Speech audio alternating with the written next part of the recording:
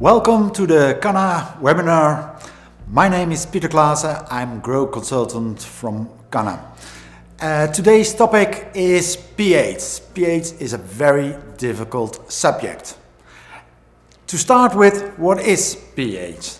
Well, when we have 2 cups of water and we put acid in and creating a pH of 3, and in the other one we create a pH of 7, when we mix these 2 liquids together, what will be the average pH? It's not 5. Because pH is counted and in a logarithm we create a number. pH 3 is actually standing for, on the 3rd spot behind the dot, it's a 1. So 1/1000 of the acid parts is in a liter of water. But pH 7 has on the 7th spot a number 1, and that means 1/10,000th of parts of acid is in a liter of water. That means if we mix them, you don't get the average number 5, but actually you get pH 3 dot and a little bit. But that will only happen in real normal water. Tap water is not 100% water. It's a mixture combined with carbonates or bicarbonates, which is a kind of pH buffer. Why? It can react with the acid in the solution. For example, if we have Coca-Cola, that is an acid solution with carbonates. As long we keep the cap on the bottle, the pH stays quite acid, but as soon I take the cap off, the CO2 can disappear. It can go out of the solution. Eventually, the Coca-Cola doesn't taste so nice anymore as it should. The same thing happens also in your nutrient solution. I created a pH of 6 today. I watered my plants, but the next day, if I still have some solution left over, the pH was not 6 anymore, it changed to a higher number because the carbonates from the tap water was reacting with the acid, and because you get less acid, the pH goes up. How can I solve that problem?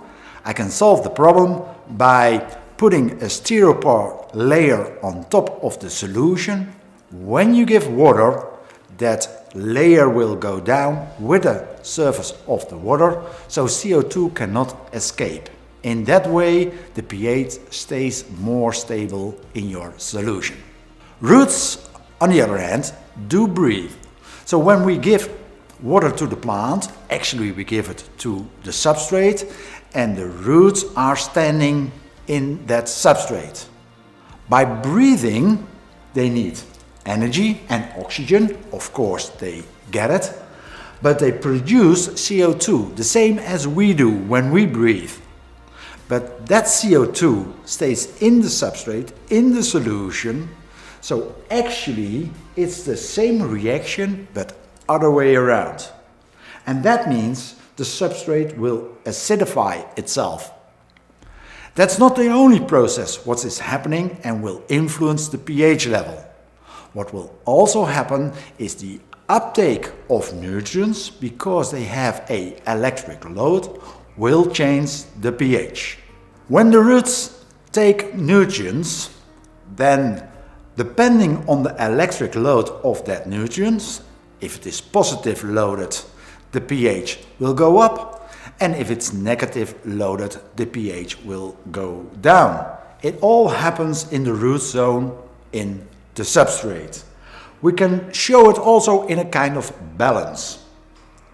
When the plant is taking the nitrogen, because he is needing the nitrogen the most in vegetative phase 1 and 2, the pH will go up to a higher level. But that means that not all nutrient elements are available. In the graph, you can see, this is the graph from pH 4 till pH 9, that every element which is in the solution they have a kind of solvability. When it is 1 centimeter high, it means the plant can take it all, 100%. But for example, if we take phosphor at a pH level of 7.5, although we gave 2 elements of phosphor and the plant needs those 2 elements, he can only take half of it, which is only 1. That means the plant will show a deficiency of phosphate. Although you give the right amount, it was not all available for the plant. And the same will happen in vegetative phase with the trace elements. Often the pH goes up in the beginning period, and because of that he cannot take all the trace elements and the phosphor out of the solution, resulting in new leaves which are a little bit light green, sometimes even yellow. Although a lot of people call it a deficiency of nitrogen, actually it's the deficiency of trace elements. After the vegetative phase, you will see it will flatten out and it goes even backwards. The reason that it goes backwards is that the balance comes from the high level back to a lower level again. And in the vegetative nutrients, for example, Canna vega, it also has a positive loaded nitrogen and potassium. And as soon the plant is going into the flowering phase, generative phase number 1 or 2, he needs more of these elements, so it comes back again. We always say every grower can grow between week 3 and week 5 of the flowering phase. Because the pH is okay, the plant can take all the nutrient elements which he put in the nutrient solution.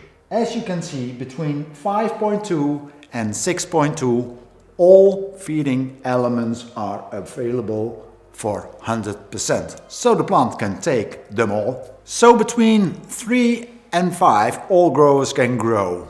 The balance comes back again, so we are staying somewhere between 5.2 and 6.2. All nutrient elements are available for 100%, and that is why growing in that phase is actually quite easy. But then we are heading to week 5, and as you can see, it is possible that the pH comes down, because when we start to give more of the flowering feed, and especially PK 1314, which contains potassium, then you will see that that one can bring the pH down to a very low level. It often happens in the generative phase number 3. In that way, we get on the left side of the right pH range. A pH lower than 5, none of the feeding elements are available for the roots for the plants. So actually the plant starts to suffer from it. Except one element, manganese. And often you will see slowly that the plants become green, dark green, but very dull. That means actually he should take other metals. He cannot get it, so instead of that, it will take the manganese metal. That makes the color dark and dull.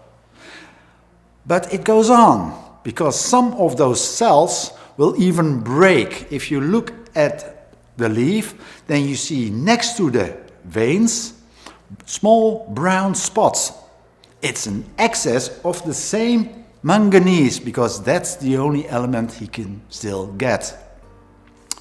After that process, because the plant is still willing to grow, the plant will sacrifice that leaf. The leaf is damaged, so he takes everything out because he doesn't get nutrients from the root. So the new leaves or even flowers you will not see anything about it yet, but the whole factory collapsed. So this year you're gonna get a very early autumn, because that's the color the plant gets. Don't get in that low pH level. That's the reason we have to measure. But how do we measure? In general, don't take the drain sample, because it can mislead you. Often it gives the water what you are giving. If you do it, take the second or the third drain from that substrate. Actually, it's the first drain what comes out. But in general, we take and analyze from the substrate. If you get it back, realize that the pH what you have is maybe a little bit diluted, but the number you get is the real number, because the number of a pH is a logarithm. So even when I dilute it 10 times, the number goes only up with 1. It's not always possible that you can take a soil sample. If you have enough plants, no problem, but you do damage the root zone. So if you are limited in amount of plants, at least remember that 3 moments are very important. The first week of flowering, we know the pH can become high. If the plant looks a little bit pale, consider to take a sample to confirm you have a problem with the pH. Another moment, which is week 5, that is to take the decision of pK 13-14. When the pH is still high in the substrate, you can give the full dose of pK, but maybe it's already a little bit lower, so you have to consider a half dose or maybe even no pK at all. After the pK, that is flowering week 6, then you have to consider what was the effect of pK 13-14. Is the pH already low, yes or no? Because in that case you can give a flush with pH controlled water, so the number what it should be, or that you don't control the pH of the water, so you give a high pH 7 to compensate the low pH in the substrate. So the ideal pH for the root zone is between 5.2 and 6.2. But that doesn't mean that every substrate can handle this low pH. Terra, when it is a potting mix combined with lime, then we have to remember that lime will react with acid. So if we give a low pH, lower than 5.8, I will break down the lime and my terra becomes 100% peat.